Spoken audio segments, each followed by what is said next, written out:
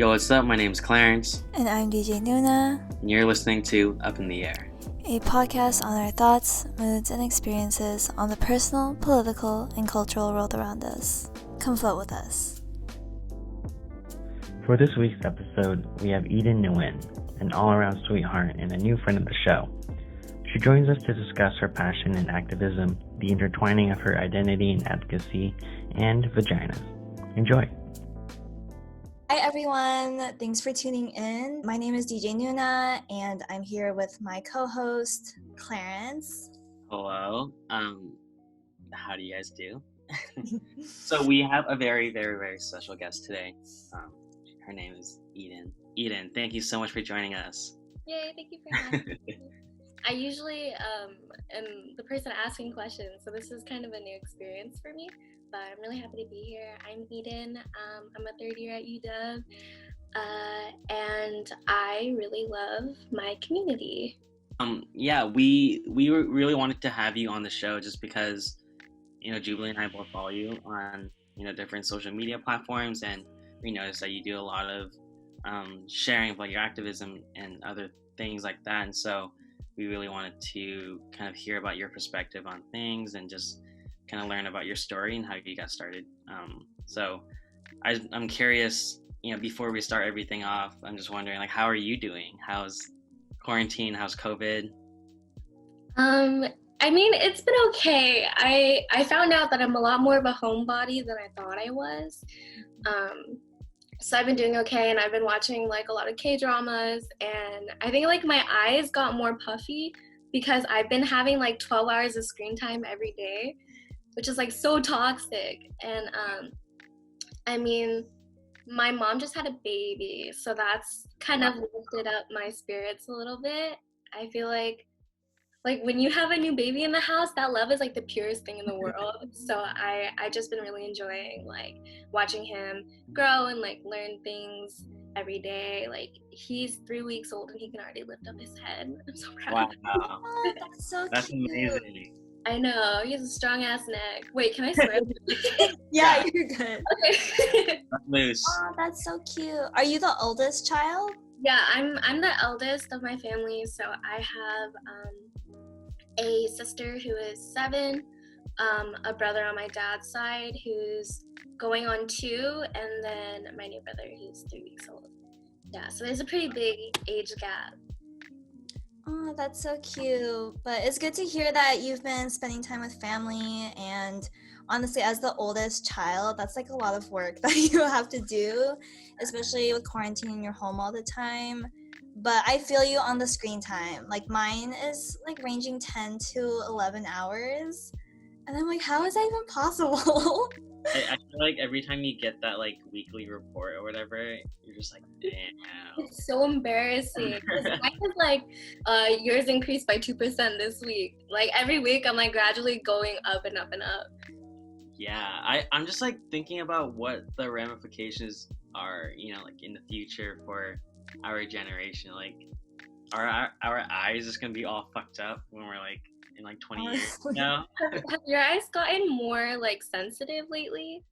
To light, yes. I don't know if I'm tripping, but every time I go out, I'm I need my sunglasses because it's super bright. No, me too. I tried to look out the window the other day. I started tearing up because it was too much. That's yeah. I just started wearing the blue light lenses, and I don't know if it actually does help, but just because I'm staring at my computer all day. But you mentioned earlier that you love your community, and we'd love to hear kind of more about which communities you're part of, and also how your identity impacts your community work and things like that. Yeah, so I consider myself, I am Vietnamese, and so I try to stay involved in the Vietnamese community. I'm the Vice President of Operations for VSA, the Vietnamese Student Association at UW. So I've been working on trying to find more ways to show international solidarity, but also solidarity with people in our motherland. I also am bisexual, so I consider myself a part of the queer community, and that's something that's really important to me and something that I've been growing into over the years. And then what else? Just like the Southeast Asian community in general, and trying to show up where we can.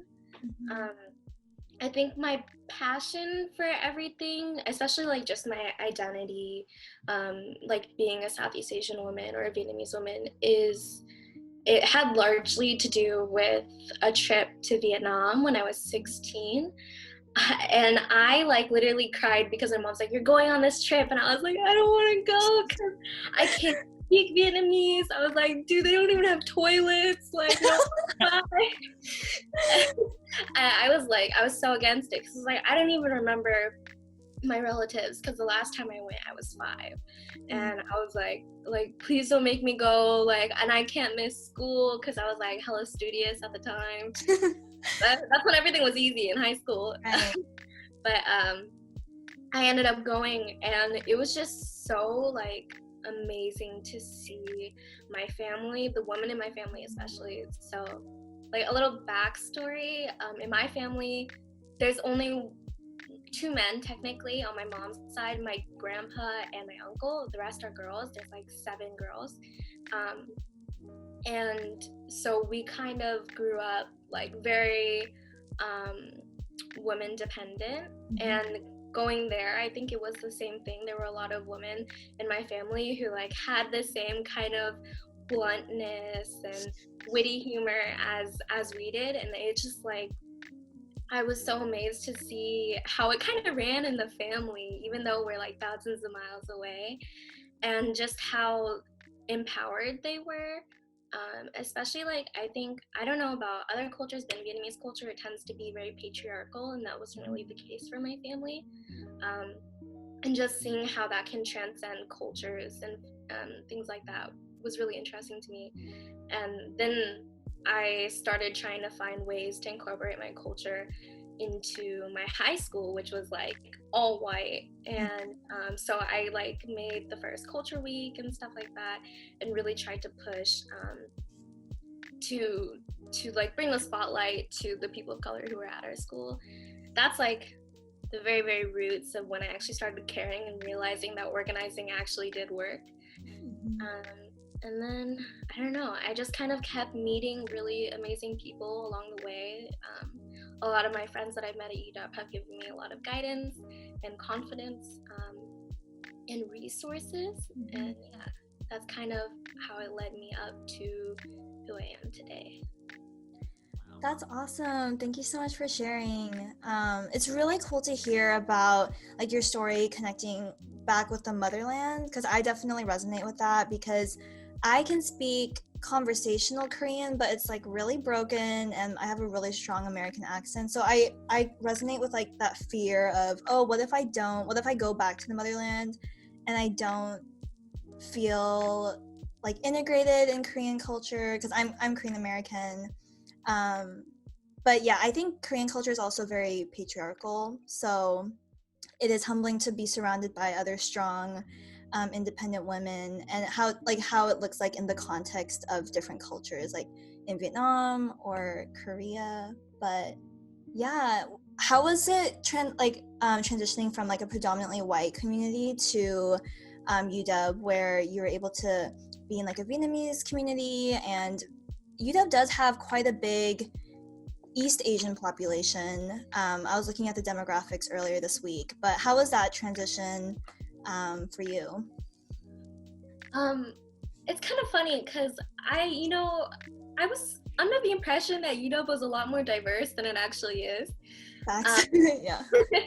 I feel like that's like their selling point. They're like, wow, we have like so many people like from different backgrounds and stuff like that. But like when I got there and like when I was in the classes and I looked around and I was like, something Doesn't add up. Yeah. But joining VSA like had such a big impact on me, just like being able to not only like learn about my culture but also find like common common threads throughout all of our stories, but also the way that being Vietnamese is not monolithic, and the way that I've gotten to learn about like the vastness of our culture and of our like the Vietnamese experience. And just like being an officer for VSA, and my roommate, she was involved in the Filipino American Student Association, so I kind of got connected with FASA, and that was like such a big turning point, because like there are so many cool girls in FASA that I have a crush on. And they like, I've never met people who like have affirmed my identity in such like a comforting and like kind way. And so just like meeting all of those people, I don't know like how to put it. It's just like very like, feels like you finally grown into your person, you know? Like I felt like I was always trying to figure it out, or like trying to fit or like assimilate into something that wasn't me. And now I feel like I don't have to like pretend or act anymore. Yeah, that's really well said. I feel like I had a similar experience, you know, with in terms of like high school. I think Jubilee also, we both went to like predominantly white high schools, and so for me personally, like I was kind of rejecting my identity at first, you know, because I wanted to fit in. I wanted to make friends with these, you know, like super tall dudes and like you know, like these lanky dudes, and I'm like, bro, I was trying to be lanky too. And I think like it's funny because like once I got to college, and like, you know, as a senior and then going into college, like I definitely became more aware of my identity and like how I was, you know, like different than a lot of the people that I went to school with. And so I mean, I also you know, sought out these kind of like communities of color on campus, and I think that's, yeah, it's like it's so you know, like refreshing to see people that look like you, and then to also like I became friends with a lot of people that also lived in South Seattle, and so that was like a really nice like connecting point for me. But yeah, that's like, it's really nice that you did get to kind of build the connection, you know, within the Vietnamese community, but also with, you know, like the Filipino community as well. No, yeah. I think FASA and VSA are two like cultural organizations that have really stuck out to me, because they have a very intersectional approach to their programming and events.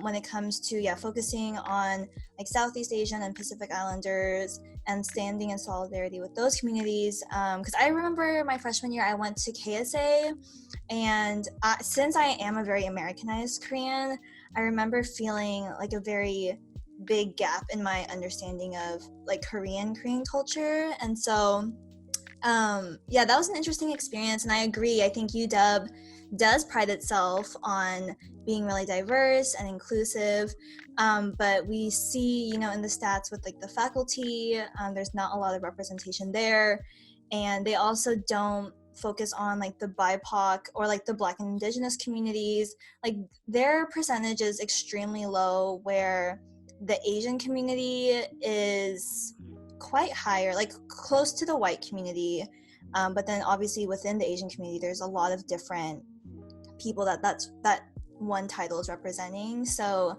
yeah, I think it's really important for communities to represent what they're claiming to be, because I don't think UW is doing the most when it comes to like actively creating safe spaces for BIPOC people.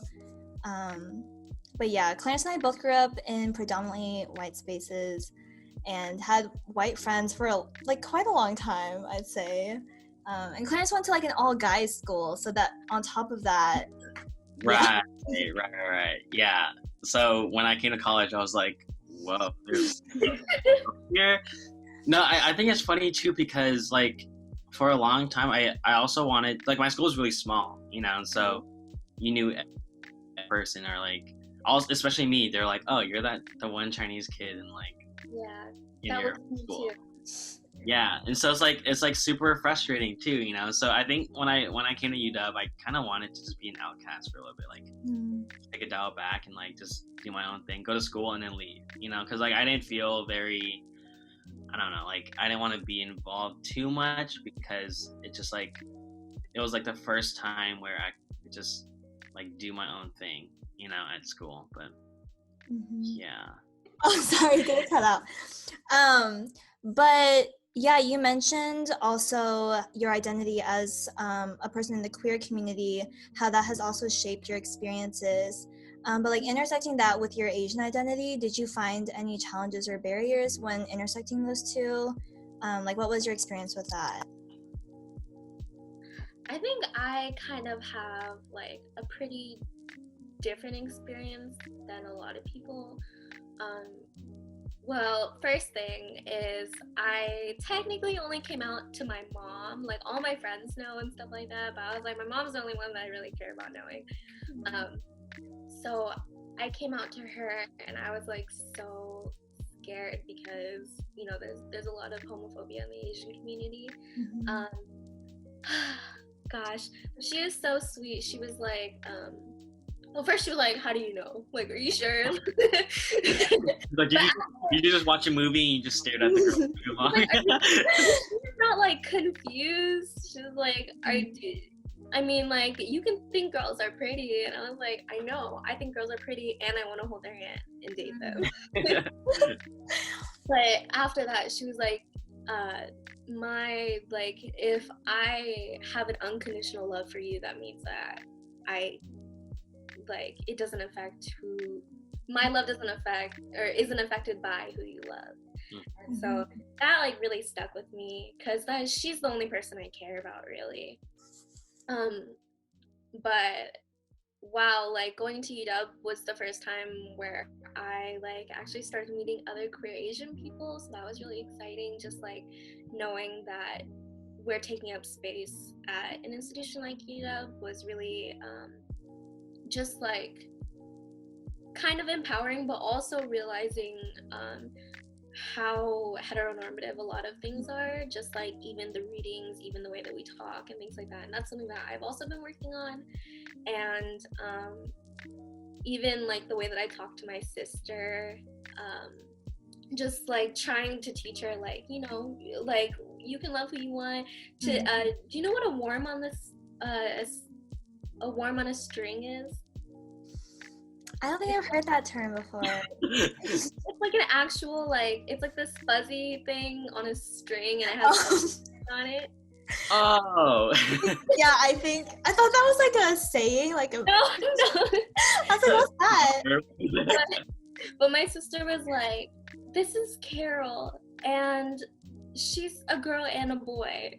Aww. And then I was like, oh, well, you know, it doesn't have to have a gender, it can be non-binary. And I taught her like that kind of stuff and just like opening the windows for the younger generations in the Asian community and showing them like there doesn't always have to be a binary to everything, and kind of like decolonizing that mentality is kind of one small way that I am hoping that I'm serving the queer community by. Yeah. Oh yeah, I think that's so true, and I've been hearing the term more, like decolonize your mind, and really it's kind of overwhelming to think about how many norms have been fed to us when it comes to like body image, gender identity, sexuality, and things like that. And even looking at like the curriculum of like the classes that we've been in, even in like the individuals in society, like the writing classes, how most of the readers or like the writers I've read from are all like white cisgender men, and that's just kind of the information that's fed to us over the years. So it does take a lot of like learning and unlearning. I think like the unlearning part is something to really pay attention to for sure. Yeah, that's a big part of it. Mm-hmm.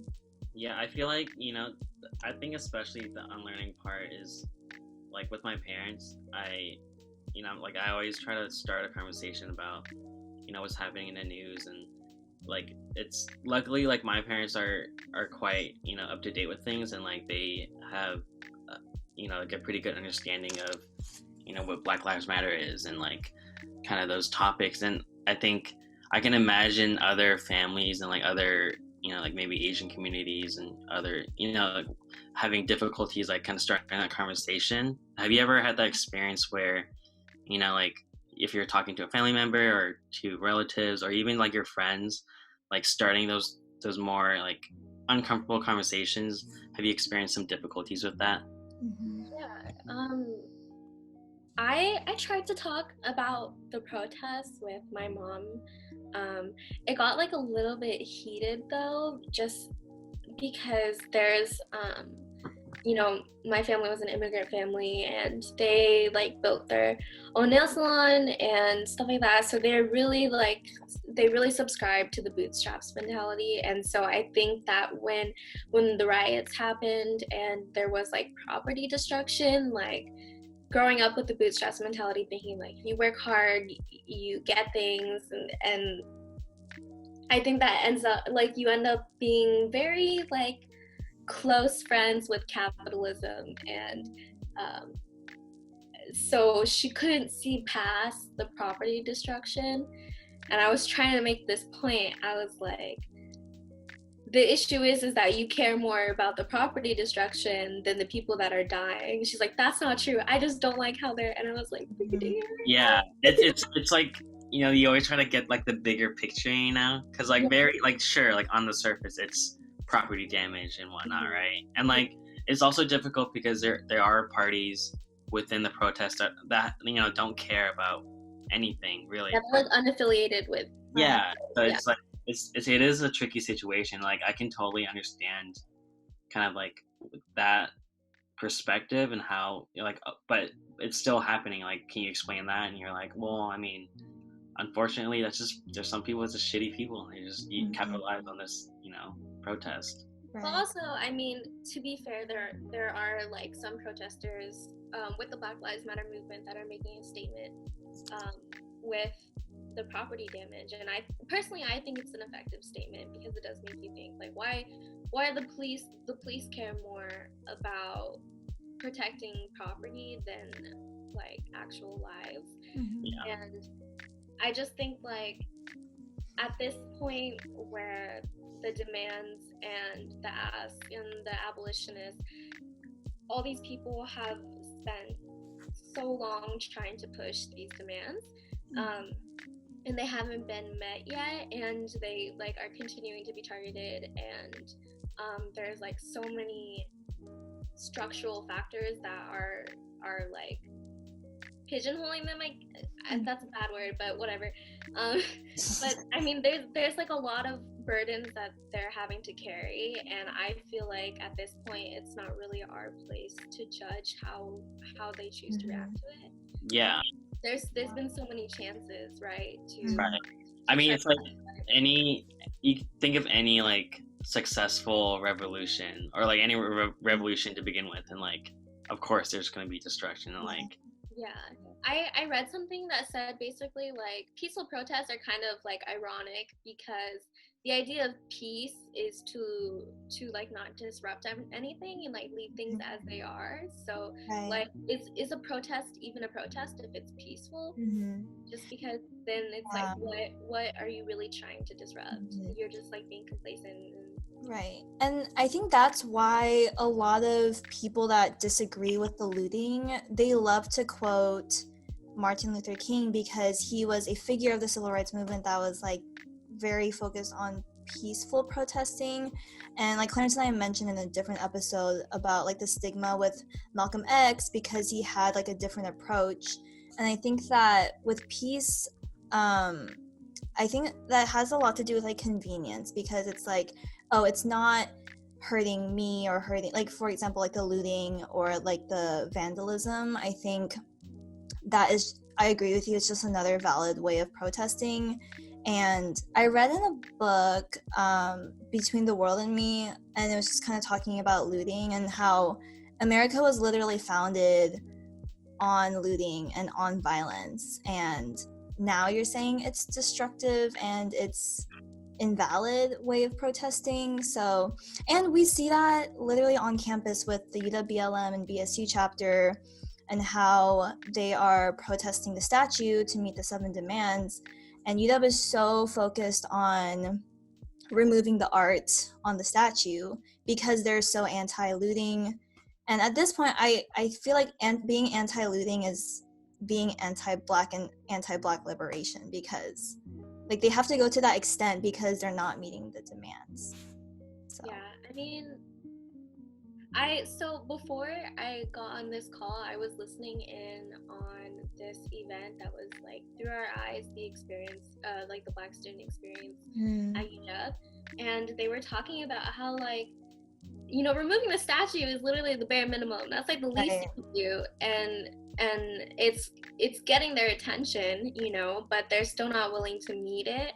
And so that's why I feel like UW is like, I have beef with UW. Yeah. Because they're like so performative in their allyship. I know. Like, I have beef with Anna or whoever. Yeah. Yeah.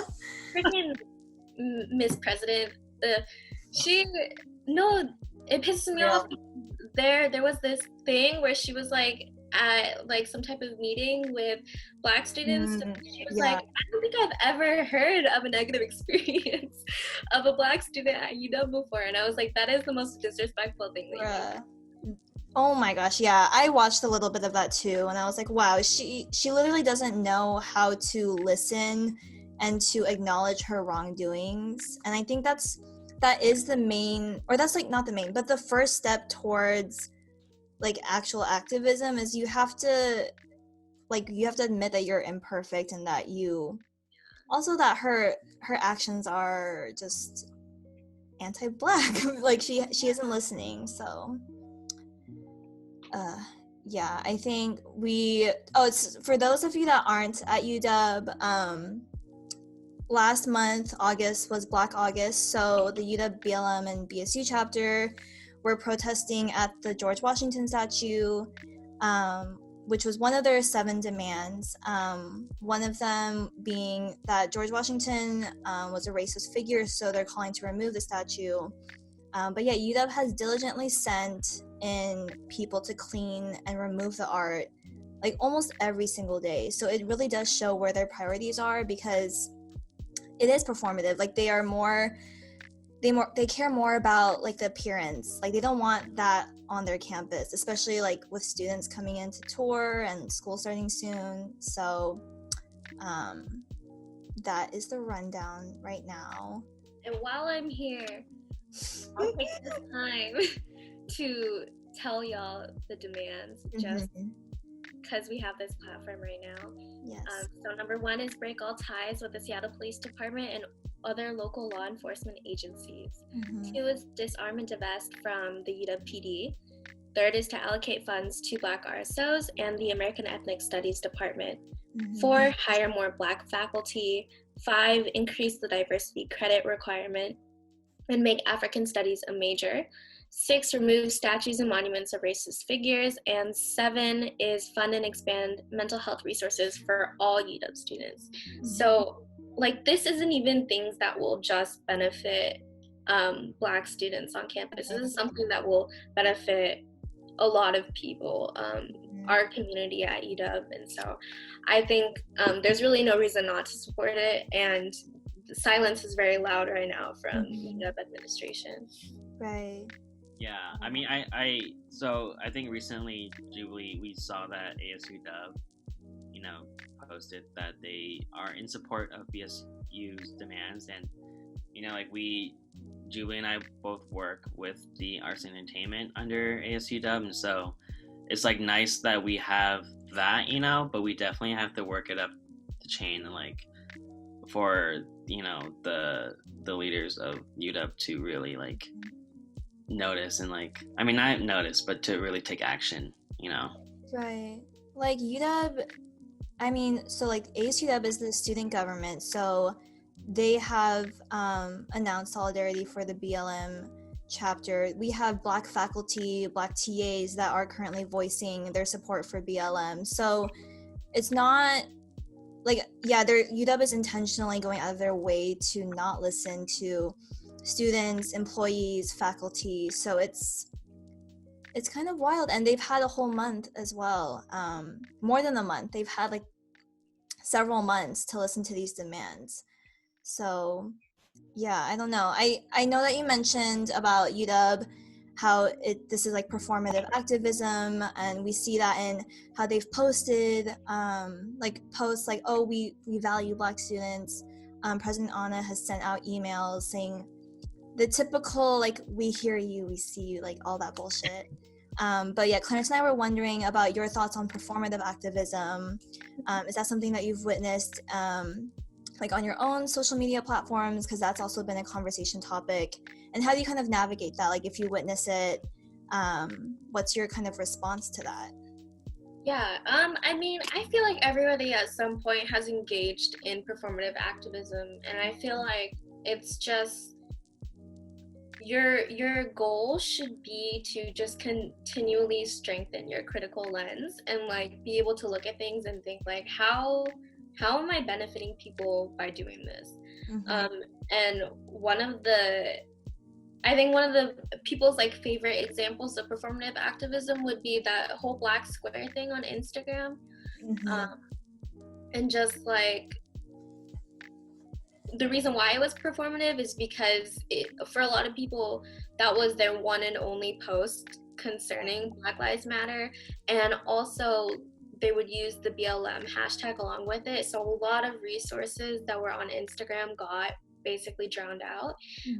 And just like in general, the timeline was drowned out by Black squares. So like if you were following thought leaders or like organizations and mutual aid things on Instagram, like it would be really hard to find it then. So that was something that ended up being counterproductive.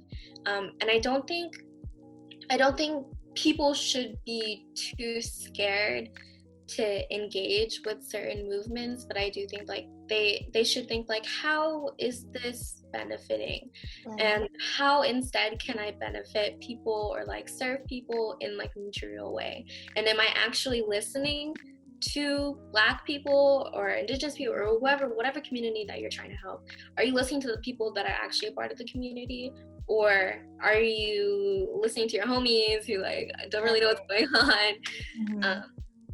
Yeah, I mean, I think it's unavoidable though to always get it right every time, and I don't want people to like be scared about it, because what matters most is that they're trying, but also that they're willing to be wrong and correct from there, you know? I think that's why like a lot of people are scared of getting into all of this stuff, is just because they're scared to be wrong. But it's okay, because there's a lot of, as long as you're like actively trying to educate yourself, and you want to do better and show up as a more healthy member of your community from here on out, then that's like the most that you can really ask for. Yeah, I feel like that's super important. And even like really fixating on like, am I doing this correctly? Am I doing this enough? I feel like it's that like you're centering yourself in that narrative, and it's hard to listen to others when you're just listening to like your own needs and your own desires and things like that. But yeah, I remember like Blackout Tuesday, how the intentions behind that movement was good, because it was started by two Black women who were, I think they worked at Billboard. But yeah, it's kind of wild. I remember Clarence and I talked about it, how like a lot of people that we knew like kept their posts up and kept the hashtags on there, despite like so many posts addressing like, hey, this is doing more harm than actual good, and the intention is no longer there. So yeah, I think that was in June? Oh, that was a while ago. Yeah, I can't believe that was like the same year. Like it feels like we've been like quarantining for 6 months. That's half a year. Like I barely got to write 2020 down on my paper. No, like, for real. Yeah. Wait, Eden, that's so funny, because I remember you used to like go in just like, you know, writing like on your notebook, like you like decorate or like you like highlight stuff like really nicely. I know, I didn't get to write it this year. Oh, actually, you know what? This is kind of like a side thing. Yeah. So Clarence and I used to be, we met in an American Ethnic Studies class. When we first met, and I was like, hi, my name is Eden, we shook hands, blah, blah, blah. And then the second day of class, I was like, hi, my name is Eden. I reintroduced myself to him because he was wearing different colored glasses. Oh yeah, and it's like funny because for like I wear a hat a lot, and so like I can imagine like days when I get a haircut and like I don't wear a hat. You're like, who the fuck is that? Threw me off so bad, but I use that story to like prove to people, like, I swear to God, I'm not like being a bitch. I can't remember people's faces. It takes like 5 times for it to really click. No, I remember that when that happened, I was like, this motherfucker. I was like, So bad. That's I was so funny. embarrassed because I was like, that guy looks like the guy that I met yesterday, but he looks a little bit different. It's funny because like when I think about that class, so like, I take a lot of classes, especially the last 2 years being in, like my major. Like we always have that third class, that elective that you take, and so I'm like thinking to myself before I sign up for the class, I'm like, all right, I'm just gonna go to this class, let's do my thing, and then like leave, and like I always kind of overlook the like becoming friends with people part of it, and so it was really like nice and refreshing when you're like, hi, I'm Eden, it's just like the initial like introduction was super nice, and yeah, that was a fun class too. I'm really happy that I met you and like, your friends too. Yeah, the whole group was really fun. I'm kind of sad. Like I haven't talked to, the people that we. Eden's like, I'm trying to no, like one of them was Kevin and. Kevin. Yeah. I remember you guys came to our design showcase too, like after class, and that was so sweet. That was really sweet. Oh, I remember that. I think Clarence was like, oh my gosh, my classmates came to support. I still have your stickers from the booth. Oh my god, that's so fire.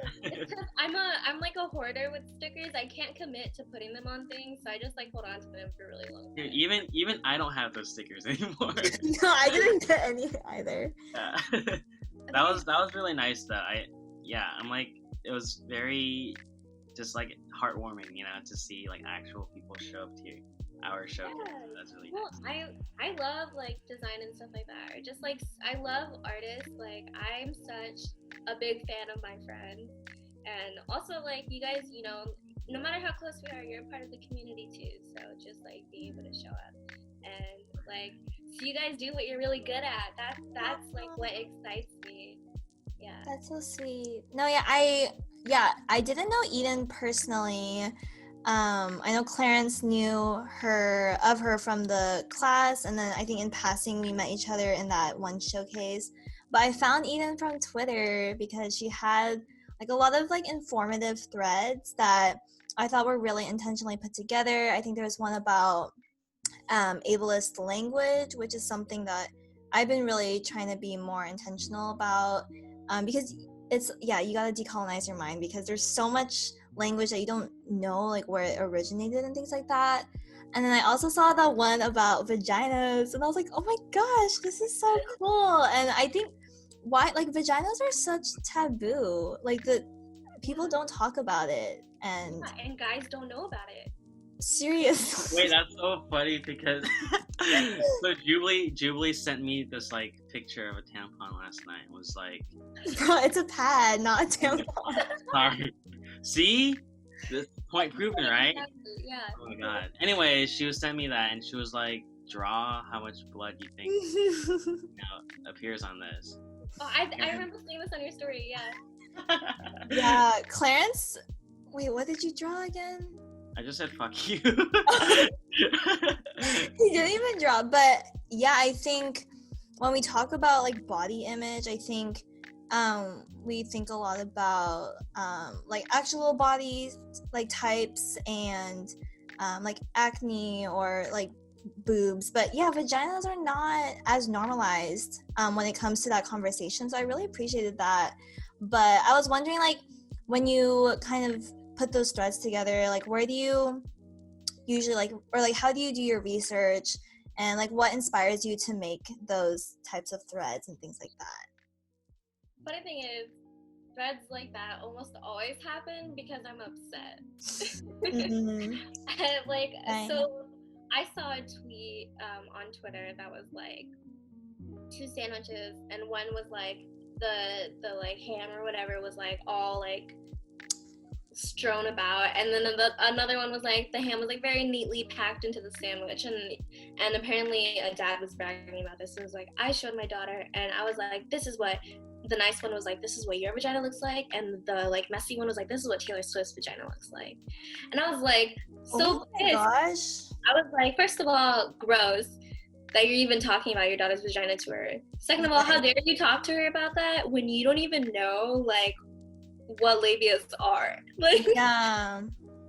And so it just like, it baffled me because this is the kind of talk that I've heard from guys I went to school with, or just like offhanded comments like, oh, like this she's probably like so tight, or like, oh, she's probably fucked so many guys that she looks like whatever sandwich, and like things like that, where I'm like, you clearly don't know what a vagina does. And that's where it started. For real. Yeah. So the research part of it is just like, for me, you know, it's like, what did I not know before I learned this, and what am I curious about? And then you know, Google from there, like anatomy of vagina, what else, what affects tightness and stuff like that, like, you know, just questions, and try to find reputable sources and look at a lot of different sources to make sure that you're not messing things up, because I would hate to misinform people, but also leaving the room for people to correct me is okay too. I think that I just hate when people that don't have vaginas talk about vaginas as if they know everything about it. Especially, it happens to be oftentimes like cisgender men.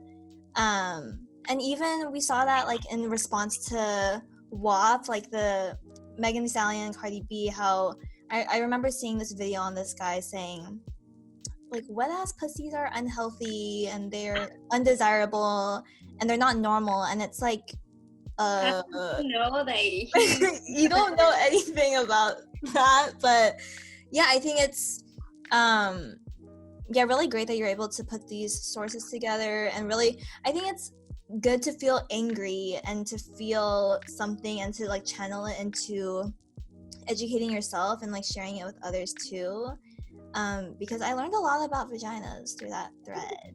Because I know some of my girlfriends too, they're like, am I normal? You know, like, and I hate that that's even a question, because we genuinely don't know the answer, and it's like, there is no normal vagina. Everybody has them. They're all different, and that's okay. Like, don't let like people who don't have vaginas be talking about your vagina like they know what it's like and they know what it's supposed to look like. Yeah, definitely. I think that. Were you saying something? Yeah, I was just gonna say, like, I'm thinking about when I was in high school with all guys. Like, you can imagine the sort of conversations that people have about this, and it's like, right.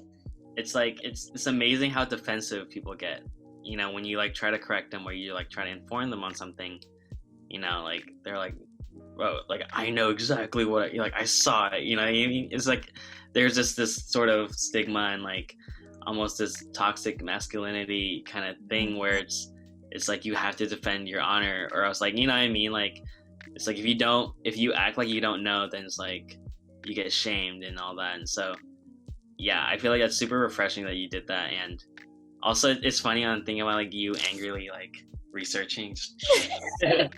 I'm like sweating. Yeah, sweating, but like you getting all the sources, you're like No, yeah, I think definitely acknowledging your wrongdoing or ideas that you have that you are supposed to unlearn, I think is really important when entering the conversation. Like, I told Clarence about this because, yeah, ableist language is really on my mind. And I remember seeing an Instagram thread about Comic Sans. And since Clarence and I are designers, we interact a lot with typography. And, like, Comic Sans is, like, a really memed type just because it's, like, it's been deemed as unprofessional, really childlike, and, yeah, just more used for memes and things like that. And the post was basically talking about how Comic Sans is one of the most easy to read typefaces for people that have disabilities or are dyslexic, just because it's really, and that's why it's used for children, because it's really easy to like recognized the curves and things like that, and I reposted it and said like, oh, as designers, like we need to stop like really stigmatizing this typeface and like maybe lean into it more. And this one, I won't name who it was, but this one designer that I know was like, oh, I'd rather be ableist than ever use Comic Sans. And I was like, I'm gonna fight you. And I actually responded kind of aggressively, and I got left on red. But I think that is the exact, or not the exact, but that's kind of, there's like three responses. Like you either say like, oh, this is really insightful and I'm going to, you know, like add it to the, or like kind of allow it to shape my thinking for my beliefs and my values. Or you can either just argue and reject and really kind of just not listen. Or I guess some people are really brave and are willfully ignorant. So that's also another, like, that's also kind of dangerous. But at this point, I also kind of believe that no one can be unintentionally ignorant at this point. I think it's, to an extent, all willful. So yeah, I feel like that's like a lot of why I'm so big on sharing on social media, is just because I'm like, I'm gonna give you no excuse to not know. Like, I'm gonna put this in your face so hard that like, if you have no excuse, you have to know us at this point, you know. But that's so frustrating that people are like very elitist too. I mean, I have some fonts that I don't like, but that's because but yeah, like Comic Sans, like if you don't like it, you don't have to use it. But like if other people do realize that, you know, likely like fonts were chosen for a reason. And I used to really like Comic Sans because it helped me read too. Yeah, and it's like you don't have to use Comic Sans, but maybe look for typefaces that kind of are similar, like have that really easy like curve to it. But yeah, I was just taken back by that comment because, you know, people are just brave, and I don't know, like, I just thought it was really helpful to like learn the history behind it. But I agree, I think Clarence and I have talked about how important it is to share on your social medias, because like your platforms are, it's your network of people. That's who you interact with. That's the content that you consume. And if you learn something from it, then someone else will too. And I've just heard a lot of different people say like, oh, I just don't think my friends like need to know this or haven't already learned this. And I think it's interesting. Like some people are very also like willful to not post or to not share. Yeah, I feel like the thing is like, sorry. Oh, you're good. My road is like, people love to do polls and stuff like that. It's so annoying. But people love to be like, well, I'm doing a lot outside of social media, but it's just like social media is such a strong component of, you know, like for example, on my birthday, I had the whole like fundraiser thing for Queer the Land, and I raised almost $2,000. Like that's the power of social media, and I only spent a week on that, and that was like barely any effort on my part. So there's a lot of ways to really mobilize through social media. Right. But also, I mean, I do want to give credit to what you can do in the real world, like, you know, donating. I try to donate as much as I can as like a broke unemployed person. But I mean, yeah, I try to like give actual material support. You know, not asking your Black friends to educate you, like that's a really easy way. Right. Even like a lot of white people have messaged me and be like, can you explain to me why this is racist? And I'm like, I encourage you to read a book, because that's my emotional labor. Google. Yeah, dude, seriously, Google is like, I learned so much from Google, and like, you know, reading out, I'll give them a book list and I'll be like, Google is your friend, and I'll send them on their way, because that's just like not something that I want to get into. Yeah. There's also like a lot of petitions and email email campaigns and stuff like that, and just like, you know, really keeping your finger on the pulse. Like personally, I can't go out to protest because my mom and my little brother are high risk. But you know, I try to show support in other material ways, more than just, you know, like reposting things on my story. Yeah, definitely. I think a lot of the people that I've conversed with that are the ones that are kind of scared, like, oh, I don't think I'm doing enough, or I don't think I'm doing this right, have more of like a two-dimensional perspective on like what does activism look like, and like what are your boundaries, and what is my platform actually. And I think it's really up to you, because you have, like, some people do have the ability to like be frontlining at the protests. Some people have the funds, so that's how they can support. Hopefully everyone has like access to petitions, you know, like if you have an email address, you can help with the email campaigning. And I think that yeah, it's just really important that it's like consistent and ongoing and genuine. Like, I don't know, especially with like donating, I've seen people post, like one time I saw this like privilege bingo donation thingy, and I was like, this is not sitting well with me. But yeah, I don't know, it's like it has to be like, activism is multifaceted, and it also needs to be like, yeah, genuine and consistent. So I don't know, it's been interesting to see how different people participate in the conversation, for sure. Yeah, it's funny too, because, you know, all the time, especially because I can't be on frontline, and I'm very much the person that would like love to be, you know, out and about and advocating and things like that. I was always like, I feel like I'm not doing enough. But honestly, you can never do enough until the work is done. Right. Like, so I think that's just some like an uncertainty that you have to live with, and just keep pushing, because the work isn't done until the work is done. Like we've got a long way to go, and there's never too much that you can contribute, you know. So cool. And like, since all of us are identify as Asian American, it's really important that we acknowledge like we are POC, but we're also like non-Black POC, so we have a role in our own communities, and we will never ever like fully know like emotionally or physically what it's like to be a Black American during this and his like and everything that's happened in the past too.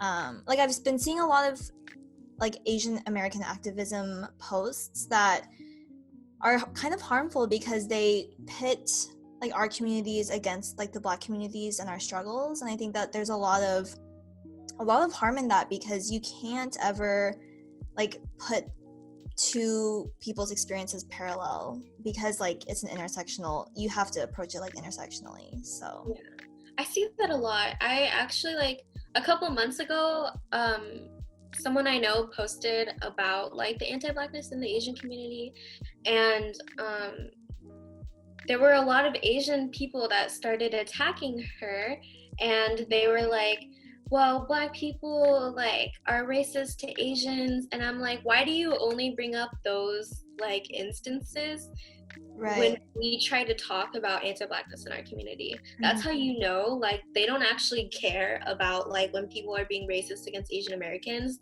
They only care to deflect from our anti-Blackness, and like to deflect from us trying to reflect and unlearn anti-Blackness in our community. Definitely. I feel like that's the same with All Lives Matter. It's like it's not its own movement, it's a response, and it's like a distraction. For real. Yeah, I think that's the main thing. Like, there is a time and place to talk about racism against Asian Americans, but like, please recognize that when you're bringing it up in response to racism against Black folks, like, yeah, you're just detracting the conversation and centering yourself. And yeah, I think one account that really stood out to me is this account called like Segregation. And like, well, first of all, like, it's a pun, isn't it?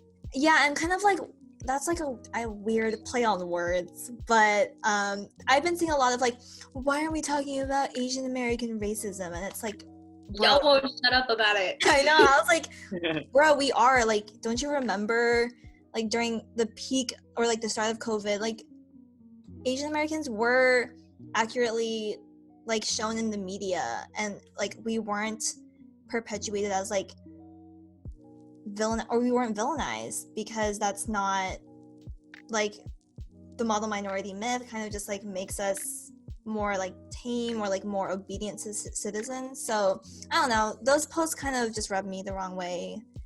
I feel like a lot of people are so like against acknowledging the ways that Asian Americans have been violent against other groups of color, like specifically Black folks, but you know, a lot of other minorities as well, is like it makes them uncomfortable to acknowledge that we have some type of privilege. And honestly, like when I was younger, I feel like I kind of felt the same way, where I was like, what do you mean? I'm a person of color, like I've dealt with racism, like I always wanted to center myself because that's all that I cared about at the time.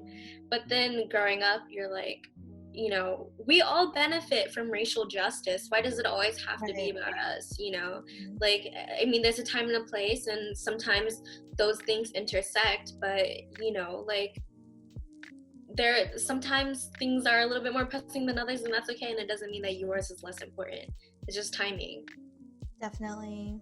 I think also, like, since the three of us grew up in predominantly white spaces, like for me, like the little community that I was in, it was like we had like a multicultural club in high school, and it was predominantly East Asian and Latino and Hispanic. And so yeah, that definitely limited my lens and my perspective, because like during our meetings we would only talk about the issues that we experienced in that school setting. So I think yeah, definitely coming to UW and the past couple of months has really opened my eyes on the violence in our own communities, especially in like the Korean community as well. Like my sister and I watched LA 92, and I was absolutely like disgusted by like the rooftop shooters and everything happening. I don't know, that documentary was, have you all seen that as well? I haven't, but I know a little bit about the LA riots. Yeah. Also wild that I didn't even learn about the LA riots until college. That's the thing. You know, like Eurocentric learning totally fucks you up. Like, dude, I didn't learn about the Vietnam War until last year. Like, I didn't like genuinely learn about the Vietnam War until last year. My history teacher didn't even want to talk about it because she said it was like too ugly, and then we moved on in high school. Yeah, I know. Yeah, it's crazy how you know the teachers can mold your education. Like, you know, you really realize how important teachers are too, right? Because they have such a fundamental like part of your life. And so I remember like when I was in high school, I had one, like my US history teacher when I was a freshman, like he gave us an opportunity to choose our own topics. And so like I chose the LA riots to talk about, and like, you know, I feel like it's crazy how like a lot of students in my class were choosing these topics that no one ever covers too, because like you see how much history is overlooked, and like how these topics are just like not talked about ever, you know. But right. And I think my friends and I recently talked about this. We were having a book club, which was like a really nice space to talk about our own experiences. But yeah, we realized that we had like a really fucked up view on what war was, because when you're being taught about war in school, you're super isolated from the actual violence that occurred, because they're not ever like, they don't like to talk about genocide when the Americans are at fault. When they talk about like the revolution or like when America was discovered, like they really, the language that they use is like, oh, they founded Newfoundland. I don't even know like the terms. I forgot about it, but it's like they romanticize like the founding of America, even though it was once again like literally built on genocide, disease, rape, and things like that. And you don't really learn about that until college, in like diversity classes. I feel like that's also another reason why UW needs to meet the demands of increasing like the diversity credits and also investing in the AES department, because people shouldn't have to learn these things if they like only if they intentionally go out of their way to take these classes. Like it should be a given. So I think like UW is only at, is it a 5 or 10 credit diversity requirement? 5. It's 5. 5? I'm pretty sure. Yeah, you only need 1. Wow, that is wild. That is appalling. So as UW students, we take a total of at least 180 credits, and only 5 is dedicated to diversity. And okay, not to like bash on say like Scandinavian history, but I just think like, you know, a lot of people are like taking these like very niche classes for no reason. Like they don't have any interest in it. It's for an easy A for the diversity. So like there's really no reason for them to actually even take an AES class at all, or like an AFRAM class, or like something that would actually like you know, add to like their world understanding. They would rather be like learning Definitely. about Yeah, because I remember just like I think in conversations I've had throughout college, I'd be like, oh, I believe I took AES 150 or 151 with Connie, and people were like, oh, like how did you like that class? And I was like, oh, I really liked it. Pretty heavy on like reading and writing, and they'd be like, oh, then I don't think I'm gonna take that. But it's like you gotta put the work in. Like you're not gonna learn if you're just like breezing through the class. Like you have to be challenged. So people keep forgetting that you have to read in order to understand complex. You have to read in order to learn. Like It's that, or like the professor can stand in front of you and read for like 5 hours. So like take your pick. I don't. Right. And it's like, you know, a part of it's like it's your job too to, you know, like do the reading and whatnot. Like the professor's not going to condense all the information, you know, because a lot of times that stuff can't be condensed. Like you have to understand the full extent of the context and like to really grasp, you know, whatever you're learning about. I think that's a lot of people's hesitancy when it comes to just like learning, is because they want so much of it to be spoon-fed to them. And it's like, it's not that easy. Like I hate reading so bad. Like my eyes will glaze over, and I would rather like not see anything for like 5 minutes than read a whole page. But I'm a part of FASA's political committee, and they're doing a book club, and so we're reading Freedom is a Constant Struggle by Angela Davis. And this was something where I was like, okay, I really gotta try. So I have the book and I have an audiobook, and I play the audiobook while I read the book so that I can't stray from it, because otherwise my mind just goes. Wait, I love that. Like, I think that's a really good way to be, like, really focused. Yeah. It's a struggle for me. So someone like me who has, like, a very, very small attention span, like, I had to find something that made it work, because I couldn't just make excuses and, like, only gain knowledge from, like, tiny infographics on Instagram. I want to, like, read theory and make my own conclusions, too. Yeah, definitely. I think people are really falling into this, but Instagram should be like a starting point, and then you need to, you know, do the work elsewhere. And for the book club I was in, we read Our Prison's Obsolete by Angela Davis, and I really want to learn more books by Angela Davis. And I also read this article about how important it is to read from Black authors and not white authors talking about race, because how are you gonna, like, how can you trust white people to talk about the Black experience? Like, I don't know. Yeah. Is that like kind of shade at the person who wrote White Fragility? Like, they're literally profiting off, like they shouldn't be profiting off of that, of other people's experiences. It's so odd to me. That's why I tell people, like, because a lot of people come to me and they're like, oh, can you teach me about these things? I'm like, I hope you know I'm not an authority on this. I hope you didn't think about Black Lives Matter and think that you should come to me. Because Right. I'm just some Asian girl. Like, you should actually, like, hear guidance and lived experiences from Black people, because it's not my story to tell, you know? Right.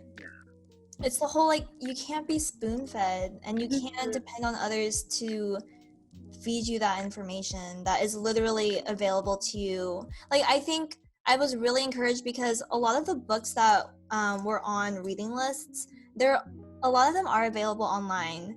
It's kind of hard to read, not gonna lie. Like, both Our Prison's Obsolete and Between the World and Me, I read it like PDF on computer. It's kind of hard because like my eyes glaze over too, but it's like all the information is out there.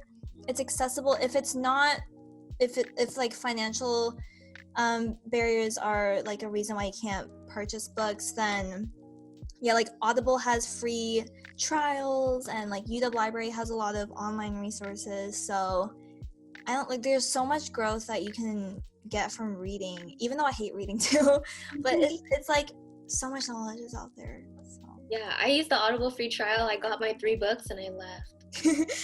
No, yeah. That's fire. I think like it's just nice too how people are really just starting, I mean, not as much as you want maybe, but like just realizing that the internet is a true source of like information, you know, like people are utilizing Instagram and Twitter like as actual ways to inform people rather than just like posting fucking selfies and shit, right? Like like I think, you know, for so long social media was plagued by, you know, just kind of like this fake, you know, this upfront like lifestyle that people aren't really truly living. So it's finally starting to shape itself into like a tool of, you know, like transporting this information, which is like really good, you know. But yeah, Jubilee, do you think you want to cut close here? Yeah, unfortunately I just realized it's 9:15, so we're like twice over time. But yeah, Eden, thank you so much for joining us. We had like such a great time hearing about your experiences, and yeah, we're really just encouraged by your activism on your own platforms and in the communities that you're present in. But yeah, thank you for joining us. We do want to wrap it up with our songs of the week. So to the people listening, we always recommend one song from each of us that we've been really liking these days, and we also have a compiled playlist that we release every week. But Eden, do you want to go ahead and share what your song of the week is? Oh my god, I don't even know how to say his name. But it's Like I Want You by Giveon, I think is how you say it. It's very like slow soul. Dude, I was like so surprised because Clarence told me before you got on the call that was your song of the week, and I was like, I was about to pick that song because really, yeah, like my brother and I have been listening to him so much, and I think I discovered him from like a Daniel Caesar like radio or something, because he kind of has a similar vibe with him, like voice wise, but that song is so good. It's really good. I didn't know whether or not to choose Heartbreak Anniversary or Like I Want You. Yeah. Also, World We Created is so beautiful. I love that song. I every time I hear his voice, I'm like, whoa, you know, like it's like so crazy. Yeah, it's so different from like your typical kind of voice, but that's a great song. Very good choice. Thank you. Jubilee, do you want to go next? Yes, so my song of the week is, I don't know how to pronounce their name either, but it's spelled Ilham, Ilham, I'm not quite sure, but they have this song called like and there's like a lo-fi mix of it on Spotify. It's kind of a little bit like alternative R&B, especially with the lo-fi twist to it. But I've been listening to that a lot, and it's kind of cool to hear like the non-remix version because it's it's like female rap, so I like both versions. But that's my song of the week. Fire. And to finish it off, my song of the week is "Come Over" by Van Jess. It's our design friend, classmate worked on that cover art, and so I was very adamant about listening to it, and it's so good. Like I'm a huge fan of like Kate Renata, and like they worked with Kate Renata as well, and so it's good vibes. No, for real. Like shout out to Melissa Takai. She's our friend from design, and we're so happy to see our peers being successful and getting new projects. But yeah, like Van Jess is such a throwback because I remember discovering them from YouTube and just like hearing their piano covers. Like it's amazing to see how they've grown. Yeah, and like I like almost forgot about like what they sounded like too. Like when I heard the song, I was like, holy shit. Like they also were during like when Chloe and Haley were also like posting covers on YouTube too. I remember, I think I found them like from the suggested from Chloe and Haley. So okay, also shout out to them because they killed that. Oh my gosh, they're so fun. Wow. I'm just like, wow, that's crazy. Like you're actually singing. That should not have been the pre-show. I know. For real, that was they only put them in the pre-show because they were scared that they would blow everyone else out the water during the main show. That's it. For real. Yeah. Yeah.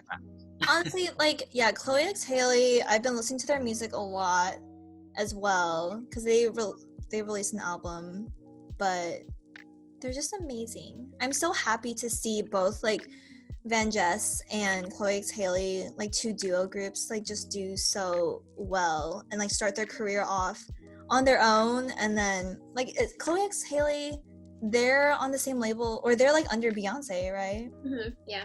They signed with Beyonce. Wait, I don't want to be fake, so I'll just tell you, I'm pretty sure it's Hallie, not Haley. Oh shoot. Sorry, Chloe X Hallie. Fuck. Okay. Pretty sure it is. That's why you gotta be open to learning, bro. Yeah, bruh. I'm calling you in. I'm calling you out. Might be Chloe X Hallie. Might be. And I think I watched them on like Grownish too. Yeah, I remember when they were like on Radio Disney, or like they were like between commercials or something.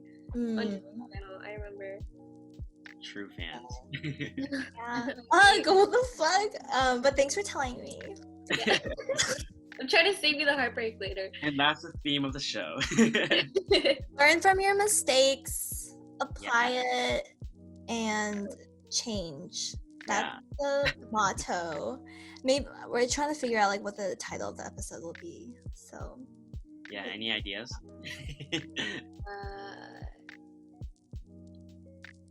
Learning and unlearning. Something, I don't know. You don't have to use that. That's okay. I like that though. Good. You're on. I like that. But yeah, thank you again, Eden, for your wise words, and yeah, just for sharing your time with us. Everyone, we will have Eden's information in the bio, so check her out on Instagram, possibly Twitter, and then we'll also have a link tree to resources for Black Lives Matter, just to make sure, like, constantly check on it to see the new petitions, events, or other resources to use your platform. But yes, thank you again, everyone, for tuning in. Thank you.